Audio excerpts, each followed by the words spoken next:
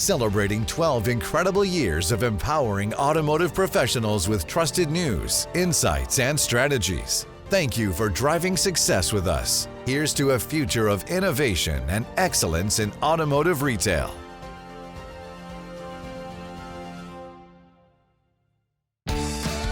You're watching Inside Automotive with Jim Fitzpatrick. Hey everyone, Jim Fitzpatrick. Thanks so much for tuning in to another edition of CVT News. Today, we're discussing trends impacting car buyer preferences and how dealers can adapt to meet consumers' evolving needs. Joining me is Jade Terreberry, who's a Senior Director of Strategic Development for Cox Automotive with a focus on Auto Trader and Kelley Blue Book. She spent much of her life and career working in the auto dealership business and the industry, helping dealers solve the challenges of the business today and planning for the future. So thank you, Jade, so much for joining me once again in the studio. This is great. Happy to be here with you, Jim, as always. Sure. So let's start by talking about how you and your team at Cox Automotive are expecting car buying to evolve. I mean, this is going to be a heck of a year in front of us. We've been talking for years, as you know, about how consumer preferences are shifting, but I'm interested to hear what the latest shifts are.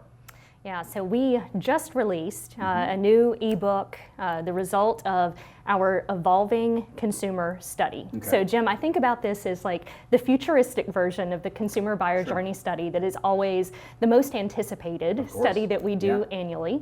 Plug on that, January 6th, the week of, is when we'll be releasing the new consumer buyer journey study. But our teams in this evolving consumer study, they took 2,500 U.S. vehicle decision makers and asked them to mentally put themselves 10 years into the future and to think about what their life and their world would be. And how that would impact their automotive decisions, purchases, and everything that has to do with vehicle sales, purchase, ownership, etc. And so the three things that really popped out, they're not going to surprise you. AI and automation is number one, affordability is number two, and the desire for omnichannel experiences. And so just quickly to define omnichannel, because that word is floating out around there a lot, but just experiences that allow a consumer to pick up where they left off, regardless of where they started or stopped, and regardless of whether it's in store, online, or any combination of the two. Which has been a little bit of the pain point for consumers, hasn't it? It has. So many times somebody will start off online and they'll come in and the customer or the salesperson will say, "Who are you here to see?" and let's start all over again. And the customers go crazy when they hear that, right? You got it. Yeah, so let's start with the impact of artificial intelligence and automation, a topic we're hearing a lot about, as you know. How do consumers feel about these technologies? Well, the high line takeaway is they are getting more and more comfortable with AI and automation every day. And they believe and expect that AI will drive big pieces of their path to purchase in the future. In fact, over half of the consumers are saying that they expect banks to look at these broader sets of financial data to offer better loan terms to them. We actually also heard them say 44% trust vehicle recommendations from AI over that of a salesperson, and 41% prefer AI over a human underwriter for financial structuring, deal structuring.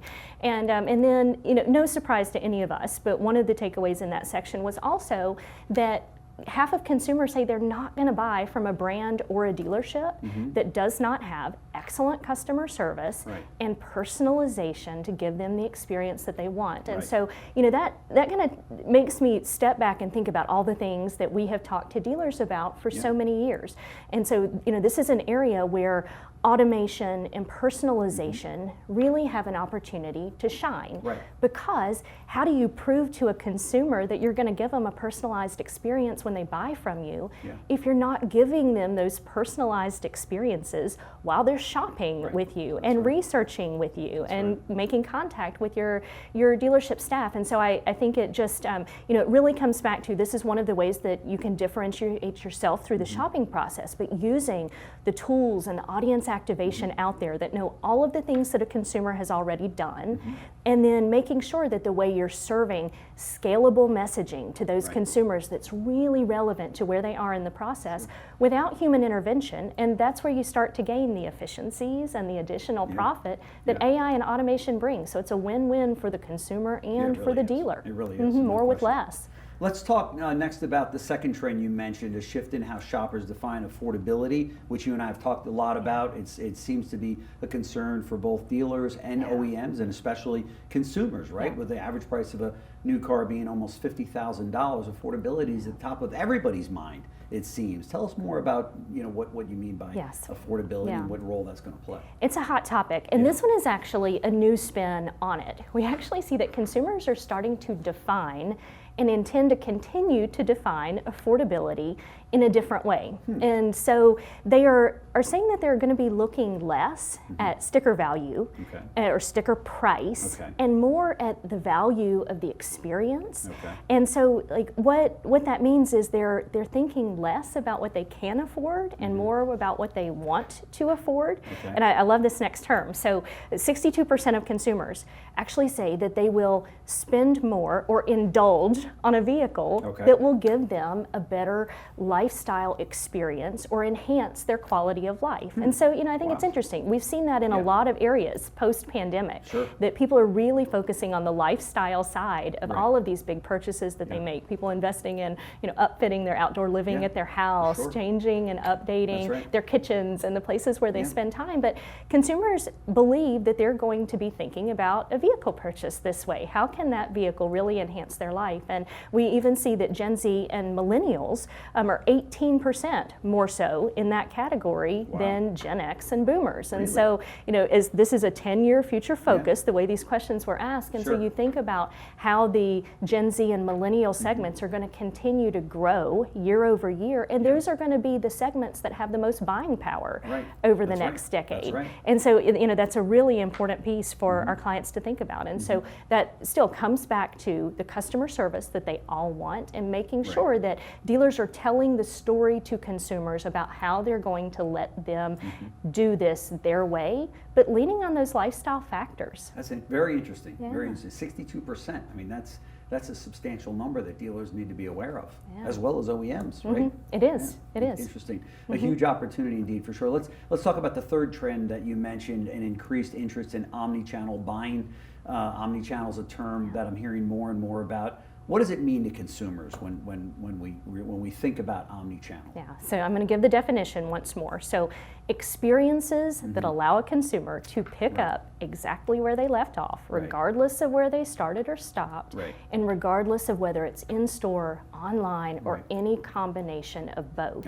But what it means to the consumer is flexibility and convenience. And so they are going to continue to push for this flexibility and convenience. And I think it's even a couple steps beyond that, because it gives them the control. And I have heard a lot of consumers in our research over the last year saying, the ability to do so many of these steps of the sale online at their own pace or to self-educate, it feels like they're buying a car, not that they're being sold a car. Big difference. It feels like they're picking their F&I products and their peace of mind and extended service contracts based on an educated view as opposed to a pressure sale. And so when the consumer is in control of all of those pieces, it really changes the dynamic.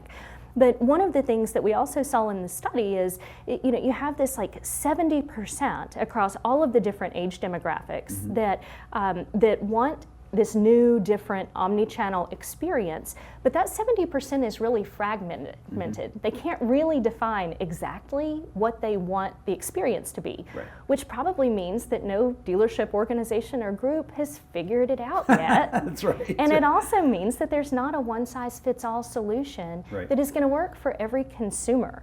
All of this is about meeting the consumers where they are, but that also means that you're going to have to evolve your operations and your dealership practices. Like there were some really interesting pieces, and I will encourage everyone to download the ebook and read all of the study. But you have different segments that are looking at, they want a test drive facility. And speaking of test drives, some of the stats tell us like 60% said that they would buy directly from a manufacturer's website. Relatively the same percentage said they would buy sight unseen without a test drive if there was a no questions asked return policy. So some of these are the things that dealerships and organizations are going to have to start messaging to the consumer to give the consumer enough comfort to do this thing thing the way they want to do it. Right. But it means that every step that a dealership is taking, it's not like flipping a light switch. You're not going to go from today to 10 years from now overnight, but that you need to start thinking about how you evolve your processes in all areas to meet that need of the consumer and really the demand of the consumer to be able to start, stop, come in your store, go back online. And that's why we as Cox Automotive have spent so much time. Our largest investments over the last few years have been in our Retail 360 ecosystem, which it is the toolkit that kind of connects all of the pieces of Cox Automotive, the advertising, the audience activation, the CRM, the DMS, the desking, the communication back and forth between the consumer and the dealership, where the consumer feels like they're in control. And their experience doesn't have to be that different, whether they're sitting with a salesperson in your showroom or whether they're sitting on their couch at home.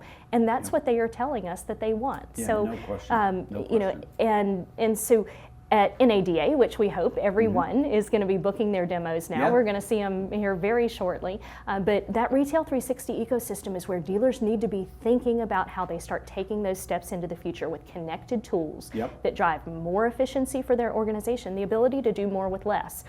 You and I have actually talked and laughed quite a few times about how scary AI and technology can be for dealership staff. No question. And we are finally seeing all of those dots connected in such a way where you can do more with less. Take your 15 car a month guy to 20, take your 12 car a month guy to a 15 or 16 car a month guy. That technology is here, but you have to adopt it. You have to use data to decision make, and you have to hold your teams accountable. Boy, there's no truer words have been said. There's no question about that. And really, the future belongs to those dealers that jump on board and embrace this technology, right? Because I know there's some dealer friends of mine. They're like, I don't need that. And meanwhile, they're getting smoked by their competition, right? And that's just going to continue to be the case. You got it. Well, you know, a little tiny preview into the consumer and buyer journey study. I just saw a preview this past week. And so again, January 6th, that'll be released industry-wide. But one of the big takeaways there is that consumers are doing more research online. For sure. And so that window in which they're researching is getting larger and larger, especially we see that on the new car side. But how many times, I mean, we can think years back were we telling dealers, you have to price every car. You have to put a price on every car online. And so I think all of this research actually tells us that it also is going to have to change the way that we sell not just used cars, but new cars also. Think about how many dealers are still, they price a loss leader of every make, model, maybe make, model, trim. There is no consumer in today's environment that is out there searching for a make, model, or make, model, trim. They're searching make, model, trim, interior color, exterior color, technology package, which wheels, which piping on my leather seats do I want?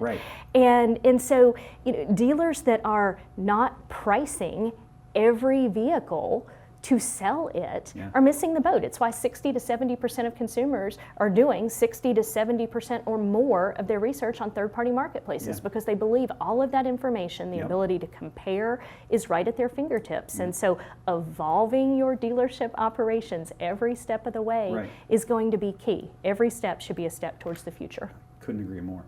Jade, thank you so much for joining us today. These have been great insights for on car shoppers that are evolving every day and how auto retailers can meet the changing needs. I'm sure that our viewers will be interested in this study for sure. The evolving consumer. Below this video right here is a link, so we're going to make it very easy for you to participate in that and get the study on your own. So, which I highly recommend you do. So, Jade, thank you so much. It's always great having you in the studio.